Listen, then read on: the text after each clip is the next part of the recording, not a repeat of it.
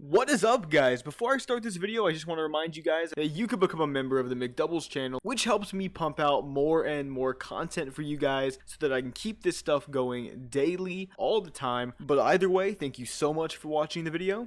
Let's jump right in. Okay, guys, I think today, yes, today, we're going to be doing a dungeon, and actually, before I go there, I need to repair my gear. I accidentally died to the guards in Falcon Watch. Yeah.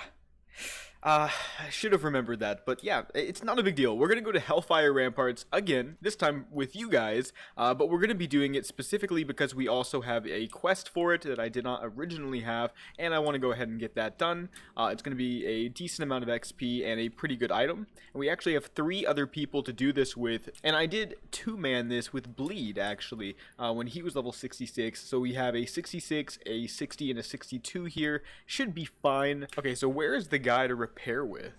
Oh my god, he was right here the whole time. So they say I don't have enough money, but all I have to do is sell all of this really cool, really expensive stuff, really trash stuff, not cool. And yeah, now we can repair. So we're on our way to Hellfire Ramparts now, and yeah, weaken the ramparts, gonna get that done, and I think the goal is going to probably be, well, I guess I'm looking at the shoulder pads right here. They're plate, first of all, pretty good, very good stats, and as you can see, Swashbuckler shoulder pads of the Wolf not really doing too well gear-wise in that department. So pretty excited to get the Jade Warrior Pauldrons. That's a piece of gear that I regularly remember coming here and getting on a fresh Death Knight all the way back in Wrath. I would make Death Knights all the time on random servers. I don't know why. I always did Hellfire Peninsula, probably why I enjoy the zone so much. I did a lot of world PvP here, and Death Knights were OP, so it was hella fun.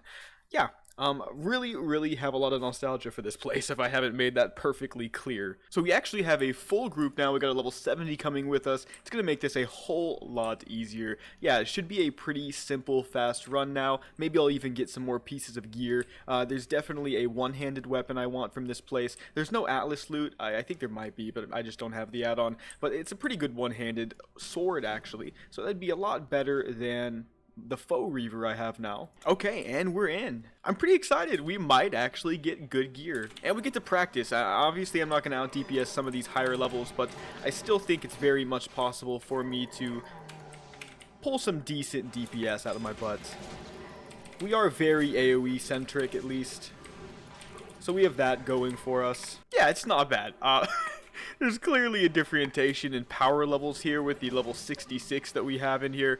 But you know what? I'll take second place any day of the week, you know? Second place with a pretty unorthodox build. 3,400 crits. And feels good.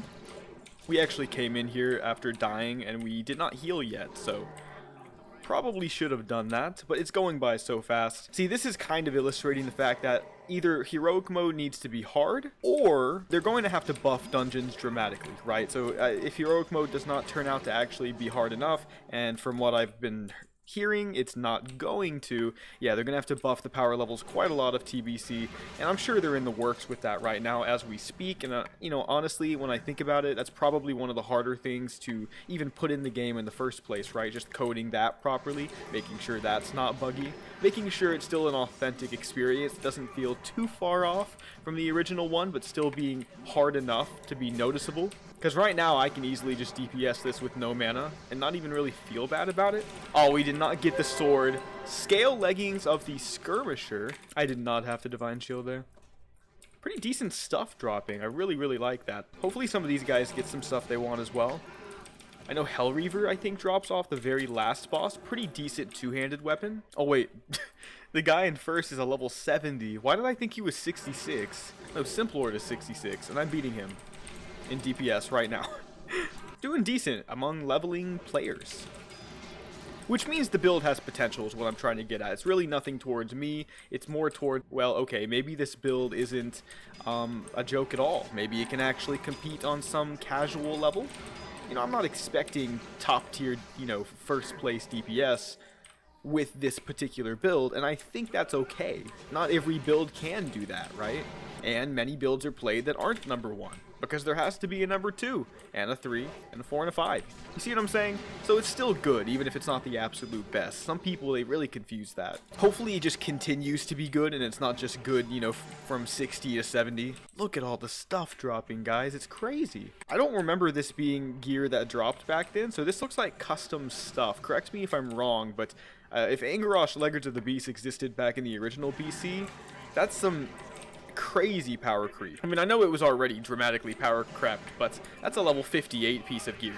That's not a level 60 piece of gear. Okay, so we have Nazan, second boss here. I don't even think I'm attacking him. He's basically already one-shot, because Bicep is one-shotting everything. So we have Nazan's head. All I need now is Omar's hoof. Ooh, Iron Soul Clompers. We don't need them because we actually picked up the Boots of the Decimator, and it's actually better for us. Now, the Witching Band, that is something I can go without, but it is pretty good. But I'm going to let some of these other people go for these things. If nobody needs on it, I guess I'll go for it. Somebody does need the Clompers. Looks like nobody. I'm just going to go for it. No, I'm not. I don't need it. Forget it. I thought about it because I was like, the spell power is useful, but that's more of a greed roll than anything else, if you know what I mean. As in, I could need on it if I was greedy. So we just basically need it on it normally. No need to be greedy. Really enjoying the damage of this build though. I am always though. Of course, if I had started this dungeon with full mana and I wasn't constantly on edge, and if I had time to auto attack things, because you know, let's pretend there wasn't a 70 in here, I think I would have enough time to regain my mana. But if not, there's so many options I can possibly take to amend that. Very, very nice. We got the Heartblood Prayer Beads dropping. That's actually better than what I have. So we're just going to go for it. And we won. GG Deuce. Okay, so sorry. But I also wanted the prayer beads. This is pretty sick. I am not going to lie. Yeah, this is a whole lot better than what we had. I mean, you can see it here. If we can even compare it to the Dragon's Eye right here. 6 stamina, 10 spirit, 12 spell power. My new one giving me a whole 9 more stamina, 15 extra intellect, and more spell power on top of that with mana per 5. I mean, yeah, I'll definitely take that. That's very, very good. Okay, pretty decent fast dungeon. Looks like we're done here. Yeah, I'll take a dungeon like that any day of the week. Now, clearly, I wish it was more challenging, but when it comes to getting my quests done on the alpha, you know, something that I really just want to level as fast as I can on the alpha. You know, when I get to the main game, I want to invest more, you know, have professions, care a little bit more about it, work a little bit harder on my particular character's look and all that jazz, and of course, not be named Go Burger. But yeah, for the alpha, I'll take completing things fast all day, every day. In fact, I prefer it this way, at least in my current iteration. I hope that things don't really get buffed until I'm level 70, if I'm honest. Again, simply so it doesn't take as long to accomplish things. Alright, let's go ahead and turn in Weaken the Ramparts. Very excited to do this and go ahead and grab my Jade Warrior Pauldrons. That's going to be a pretty big buff for me overall. As you can clearly tell, as I said earlier, my shoulder pads are easily one of the worst pieces, if not the absolute worst piece of gear that I even have. So to be able to replace it with something that is honestly a very solid piece of gear that I might not even replace for maybe not even until 70 unless I get lucky with some kind of drop. I mean, it's definitely worth it. Jade Warrior Pauldrons. And thank you so much for the 40k XP. And another quest for the Blood Furnace, and we'll definitely go for that as well. So I'm not in a rush. Let's go ahead and put on these Jade Warrior Pauldrons, though. I know they have to look better. I mean, just the name by itself implies that. So let's see. Nice. You know, I'm not pretending like it matches, but it's definitely more big, bulky, and cool looking than, yeah, what we had. Cool, so I think what I want to do now is, honestly, look for somebody to fight. I think that's probably the thing that would be the most fun for me to do right now. On top of that, I definitely do want to consider capturing these fortifications at some point when they come back to the Horde.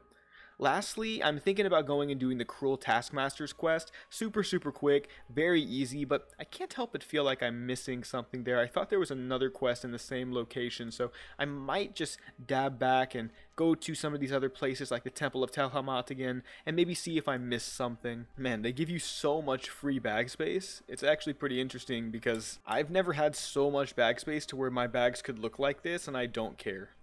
I mean, I feel like that tells you something. Okay, guys, so we went ahead and we started Blood Furnace. Now, this is nice because we'll be able to go ahead and get done with the Heart of Rage quest. This gives us the perfectly balanced cape, which is so much better than the cape of the Fire Salamander. I mean, 15 agility, 22 stam, 30 attack power. Definitely good for what we're doing. We even convert the attack power into spell power with this build, so, you know, we double down on just about everything. Right now, we are doing it with the same gang from the last dungeon, including Bicep, the level 70, who is basically running us through everything. He's almost dead, actually. Maybe we'll try to heal him. I'm definitely seeing severe mana problems, and yeah, there's just simply no excuses. We're gonna have to find either a new way to spend our attributes. Maybe we do have to go into Intellect. I guess I don't need Stamina. Yeah, I guess I don't need to go Hunter versus Wild or Stamina, I guess. Would I go in a PvP fight? Probably not. You know, this is PvE. So maybe if I just take my points out of Stamina and go to Intellect for dungeons, it'll be good enough. I'm thinking I do need 3 points, actually, in the Retribution, Talent, Judgments of the Wise. I think the consistency, I need the consistency for sure. So one more level and I can just get that, and I think that might possibly be enough. So maybe we'll try that first. That way we don't go overboard. Okay, first boss coming up, the Maker. I don't even know what he drops.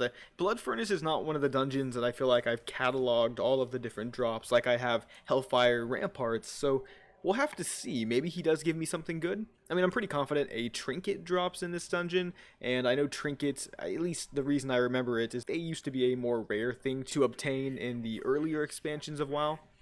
But I think it was a healing trinket. He is just mowing everything down. It's actually really cool. Wow, very, very interesting. Diamond Core Sledge Mace. This is actually better than what we have. I believe it's just straight up itemized better with the 51 spell power. So I'm just going to go for that. I know it's good for me overall. And trust me, I could use the intellect. So maybe the itemization, even though we're looking for strength, maybe it's just not that bad. Oh, I didn't even know my team was dying. I'm such a good teammate. This is seriously crazy easy, though. Honestly, this is the easiest thing in the whole world. Like, every single one of my abilities hits for over 1,000. Like, pretty consistently. Even Hammer of the Righteous, if you add up all the little extra things and the little auto attacks, yeah, it's pretty good. Look at the tree form with the enhanced graphics. Seriously, it looks amazing. I didn't know it looked like that. That makes me want to roll a healer. Just so I can look like that. Alright, next boss coming up. Just gotta clear the room. Can we pull in the clutch here? Are we gonna wipe? No, we're not, because Bicep is alive. And he is just carrying us every step of the way.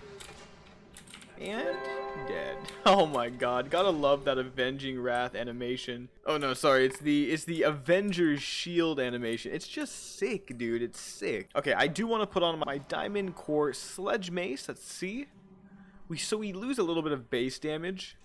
We gain about 200 mana though, and massive amounts of SP that I think are worth it. Yeah, we should start seeing a very subtle increase in our spell damage now. Now, I think the best part about this mace is the way it looks.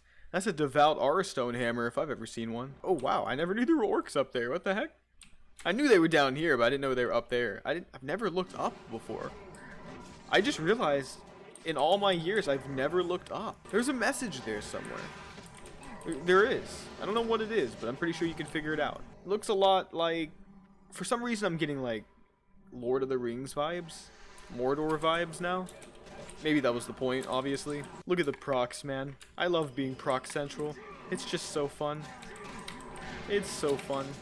Mana intensive, but incredibly fun. No, the servers are restarting. Alright, we're at least gonna go for the boss. Legion Blunderbuss. That is incredible. Yeah, I'm definitely going to need that. Looks cool, too. It definitely looks cool. I remember this. Oh, and we won! Yes! Alright guys, Legion Blunderbuss, and we have the bullets as well.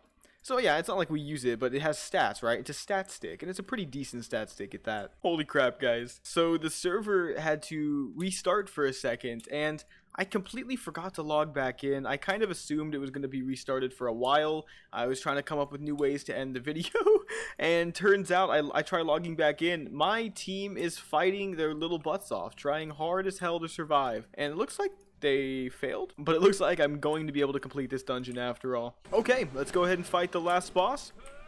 Not really going to be a challenge. That's something we've learned, that the dungeons are not tuned for Project Ascension's power level, with it being classless. However, wow, you know, the boss is not dying that quick. However, the good thing is this guy could drop gear for us, so let's see what's it going to be. Interesting. Mantle of the Dusk Dweller. I don't think this is better than what I have. Yeah, we'd rather have the strength conversion over the straight AP, I think. Or maybe I'm wrong. No, I think we'd actually convert more. You know what? I'm going to take it because nobody else needed it, and we'll see which one is actually better. It turns out the Mantle of the Dusk Dweller seems better. Take a look at my stats. Notice how my bonus spell damage actually stays the exact same, and I actually gain a whole lot of hit rating with the Mantle, as well as 3 points of base damage. Yeah, that's definitely pretty nice, and they look a lot better too, I'm not gonna lie. Kind of match my gear. Very, very happy that I got that. Alright, GG boys. Let's go turn this in. I can actually Hearthstone to honor hold and turn this in. Oh look, I still have the speed buff. Yeah, you get it when you're running at that part of the dungeon. That is sick. That is so sick. Draenei seriously do look so nice when they're sprinting. I really did get lucky finding those two players to fight in my first video because, you know, it's the alpha, right? There's not a lot of players online at any given time, and, you know, look at my time at the top right. Yeah, that's AM, guys. That is AM. So, you know, I'm playing at times that are a little bit different, and yeah, it was just a perfect storm, I guess. But let's go ahead and turn this quest in. Heart of Rage, getting the amazing, perfectly balanced cape. This is sick, guys. I know it's going to look a lot better. It's nice and flowing and just beautiful and so much better than what we had on. I'm going to go ahead and sell everything we have in our inventory. But before I do that, I think this is a really good place to do this. Let's go ahead. Oh, yeah. Oh, my God. Talk about a thumbnail, my friends. Talk about a thumbnail. This is going to be the end of the video. If you enjoyed it, make sure to give it a like and subscribe. TBC is so fun. In the next video, I can guarantee before we even start the video, I will make sure I am at least level 63. And we will make it to 64 in that video so that we can get Molten Armor, Moon Chicken, Pyroblast, and or most likely Arcane Blast Boys. With a spirit-based build. Should be a lot of fun. So that is one video away. Hope you guys are pumped. I'm definitely pumped. But I will see you guys in the next video. Mcdoubles out.